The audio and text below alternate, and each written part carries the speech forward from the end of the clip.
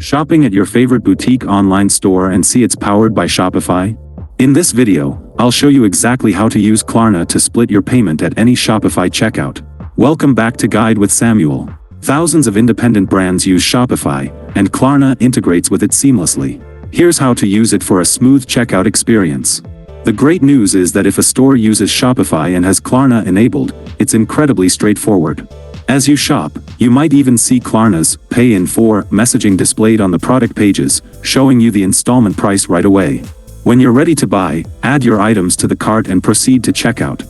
On the Shopify checkout page, you'll see all the standard payment options. Look for the Klarna logo. It's often right next to options like Google Pay and Apple Pay. Click on the Klarna option. This will open a Klarna payment window right there on the page.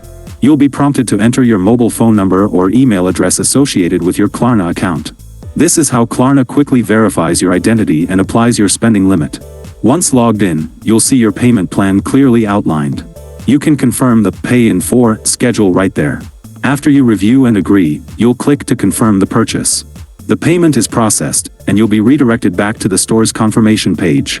A quick pro tip: the availability of Klarna can depend on the individual store's settings. Not every Shopify store enables it. If you don't see Klarna as an option, it means that specific merchant has chosen not to offer it, and you would need to use an alternate payment method there. And that's the simple, integrated way to pay with Klarna on Shopify. If this helped you check out with confidence, please give the video a like.